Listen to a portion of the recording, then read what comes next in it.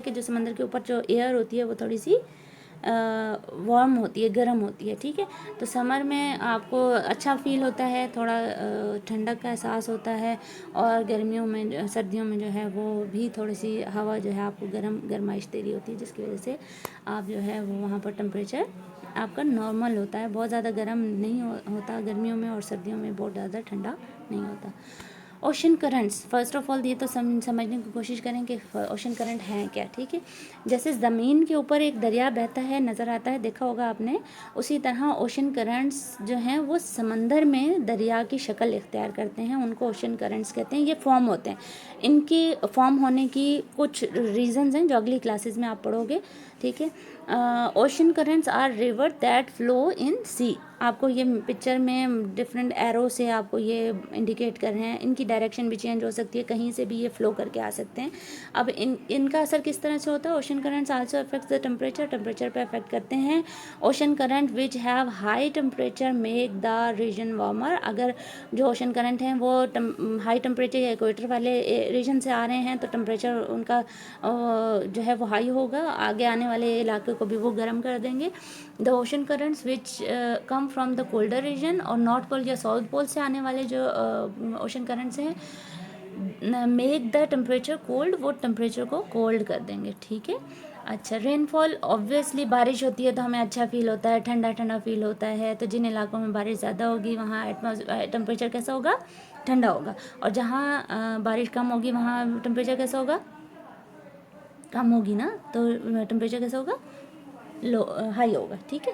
The rain fall is important in determining the climate of a place. Less rainfall can make a land dry and more rain affect the temperature of that land. Water cycle आपको बनता हुआ दिखाई दे रहा है, और वो सारा आप पढ़ चुके हो, देख लीजिए, ठीक है। Air pressure, air has a weight, आपको पता है अच्छी तरह से, साइंस में आप पढ़ चुके हो। It is the weight of a air, higher place have the lower pressure can cause rain और स्टॉर्म। जब लो प्रेशर होता है तो वो रेन और स्टॉर्म का बाइस बनता है, और ये हायर प्लेस यानी सी से जो अबव होते हैं, लेवल पे, हाइट पे होते हैं प्लेस, वहाँ पर ये लो प्रेशर होता है, और lower places have the higher pressure cause dry and fine weather. Direction of wind, direction of wind भी अफेक्ट करती है क्लाइमेट पे। Wind blow over the land bring dry weather, and wind blowing over the ocean pick up moisture and bring rainfall and cool weather. इसके अलावा equator से आने वाले हवाएं जो हैं वो गर्म होंगी, पोल्स नॉर्थ और साउथ पोल से आने वाली हवाएं जो हैं वो ठंडी होंगी, जो कि क्लाइमेट और वेदर को अफेक्ट करेंगी। नाउ लेट्स सी के जो ये हमें कैसे पता चलता है कि हवा गर्म आ रही है या ठंडी आ रही है, या बारिश कितनी हुई है, ये तमाम चीज़ें हम किस चीज़ से मेजर करते हैं वो देखते हैं, ठीक है। Weather tools, what are they and what do they do? The most common weather tools are thermometer, wind vane, anemometer, barometer and rain gauge. अब वन बाय वन इनको देखते हैं जल्दी से कि क्या हैं और क्या करते हैं। थर्मामीटर, ऑब्वियसली टेम्परेचर जब हमें बुखार होता है हम क्या करते हैं? चेक करते हैं ना थर्मामीटर से। बिल्कुल ऐसे ही वेदर के लिए भी एक थर्मामीटर होता है, अलग से, अलग किस्म का, ठीक है। A thermometer is a weather tool use to measure the temperature in the environment. Environment का वेदर चेक करने के लिए थर्मामीटर, टेम्परेचर जो है चेक करने के लिए थर्मामीटर यूज़ होता है। विंड वेन इस तरह की आपने अक्सर जगहों पर लगी हुई एक डिवाइस देखी हुई होगी कि वो क्या करती है।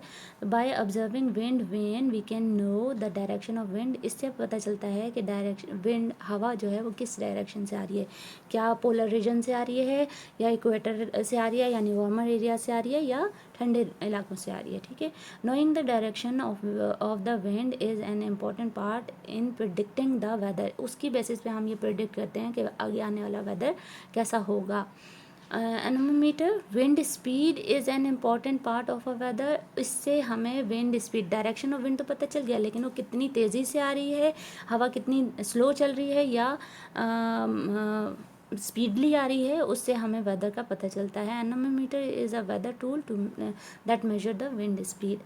Barometer are important to measure air pressure. अब एयर प्रेशर जो हमने पढ़ा था, उस प्रेशर को मेजर करने के लिए कौन सा टूल यूज़ करते हैं? बैरोमीटर, ठीक है। Air pressure can help you predict good और बैड वेदर, ठीक है, जो हम पहले डिस्कस कर चुके हैं कि वो किस तरह से एयर प्रेशर अफेक्ट करता है क्लाइमेट और वेदर पे, ठीक है।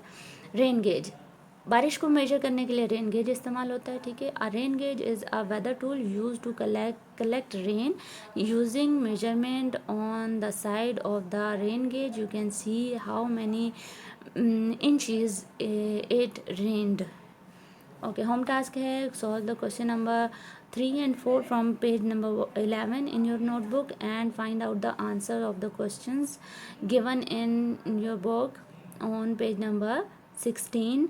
2 चैप्टर के आपने ये क्वेश्चन आंसर इसमें मेजर कर चेक करने हैं। ये आपको चैप्टर नंबर 2 and 4 कवर हुआ है, ठीक है। Best of luck and stay home and stay safe. inshallah we will learn about the winds and cyclone in the next class, next lecture। Again यही बोलूँगी कि आपने अपना चैप्टर को रीड करके बैठना है ताकि समझ आ सके।